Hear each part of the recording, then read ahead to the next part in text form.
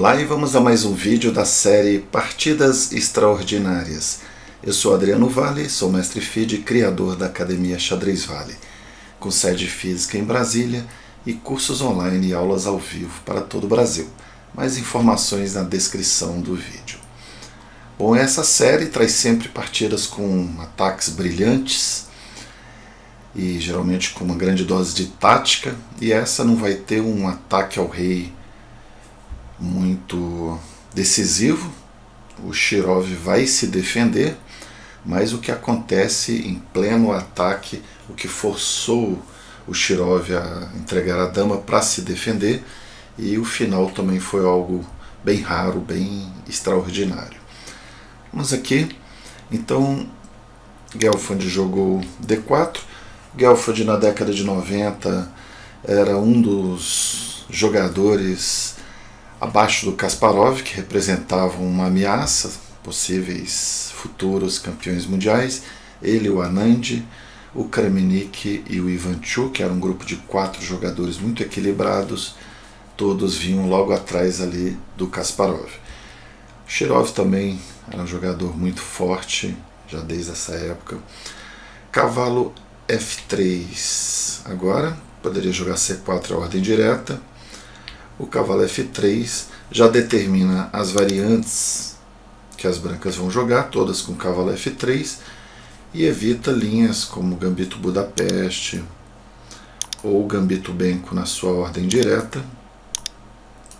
Então Gambito Budapeste não pode ser jogado, e C5, D5 também nessa ordem não vai poder ser jogado. Esse é o motivo aqui do cavalo F3, que o Fischer chamava de sólido, mas passivo. Passivo talvez porque determine logo aí as intenções que as brancas têm. E aí quando vem com G6, o jogador das pretas já sabe, se vier Índia do Rei, vai ser com o cavalo F3. Se ele jogar Grunfeld, também já está definido o cavalo F3. Então veio C4, bispo G7, e quem define se vai ser Grunfeld ou Índia do Rei, o jogador das pretas. Aqui se ele roca é Índia do Rei, com E4, D6 é a variante clássica. Também era muito jogada aqui pelo Gelfand, um jogador de D4 modelo, para quem gosta de jogar D4. Mas aqui o Shirov jogou D5, e depois de C toma D5, cavalo D5, E4, cavalo toma C3, B toma C3. Variante das trocas, a variante principal, e com o cavalo F3. A outra forma, mais antiga, com o bispo C4 e o cavalo desenvolvendo por E2. E nessa linha, depois de C5, torre B1, esse é um lance que foi popularizado por Kasparov, ganhou boas partidas com esse torre B1, já tira da diagonal e já faz uma pressão na coluna B. Veio o roque, bispo E2, e aqui tem outras linhas, mas a linha principal é tomando C toma D4 e dama cheque. E aqui cria-se um impasse aqui para as brancas. Jogar dama D2 é um final bem equilibrado. Maioria central contra a maioria na ala da dama, está bem simplificado. E as pretas têm bom jogo aí. Vamos ver alguns exemplos aqui de partidas. Olha só, vitória de preta, vitória de pretas. Vou colocar aqui Elo White. Olha só, continuam as vitórias de pretas aparecendo. Então, inclusive uma vitória de Kasparov, outra de Caruana. Então, apesar do final ser típico da Grunfeld, aqui as brancas não querem entrar tão rápido nesse final, mas é uma opção. E a linha mais desafiadora é a que o Gelfand jogou, que é bispo D2, e entrega o peão de A2. Agora são 2 peões passados, mas esses peões demoram um pouco a ter um efeito aqui. Apesar de ter uma variante que vai ser jogada pelo Shirov, que é tentar valorizar rapidamente o peão de A. E aqui, com o roque, terminamos aí a tabia. A posição que você pode começar a pesquisar é essa, e vai encontrar muitas partidas. Vamos colocar Elo White, tem aqui uma do Nepo, muito empate, né? Mas olha só, vitórias de brancas, vitórias de pretas, o Leco, que é um jogador de Grunfeld, tem exemplos aqui. Então uma tabia, os dois lados almejam, né? chegar. Cada um vai defender a sua estratégia, vai ser uma batalha teórica. Aqui o Shirov jogou a variante bispo G4, não vai pensar em manter aquele peão, até porque ele também está fazendo uma pressão aqui em D4. Então, se tomar em B7, ele pode optar por bispo F3 e bispo D4. Então, o Gelfand jogou bispo G5, que defende aqui, reforça o D4, ameaça E7 e veio H6. A ideia aqui é que se bispo E7, torre E8 e vai cair em E4.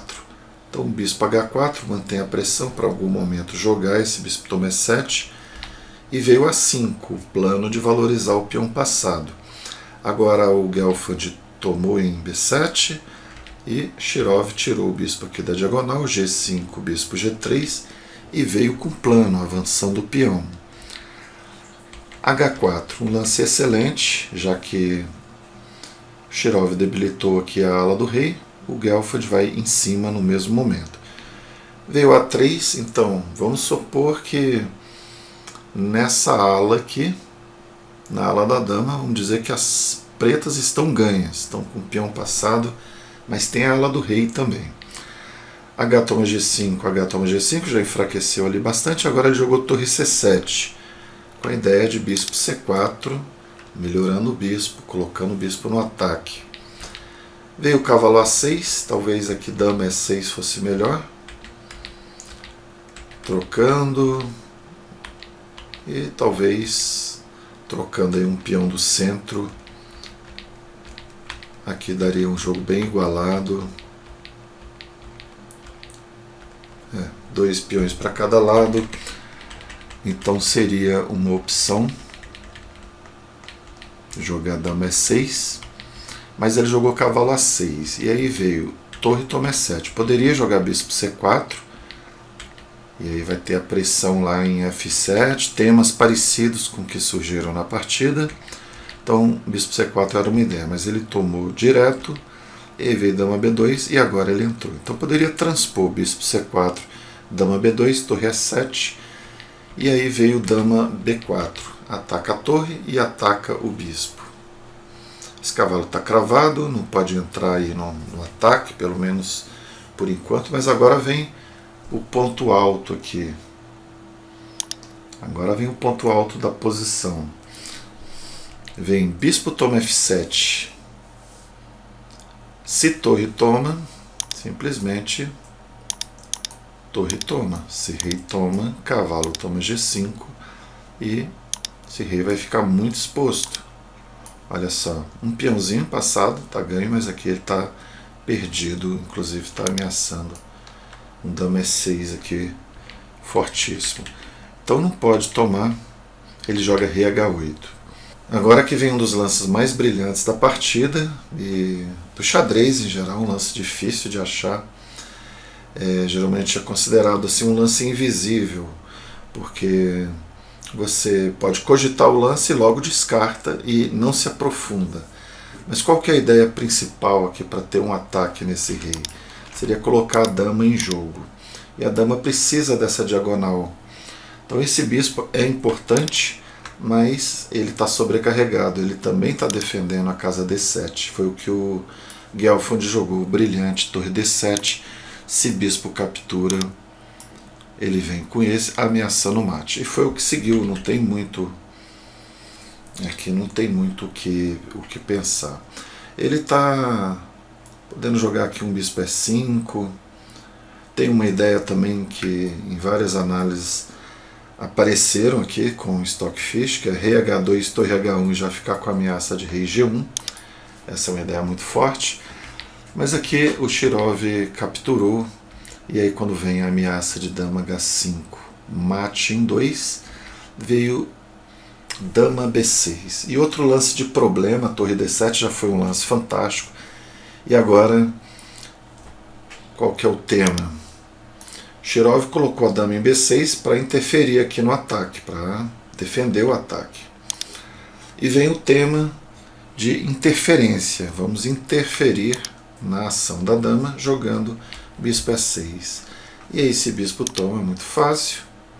dama H5 e mate. Então tem que tomar de dama.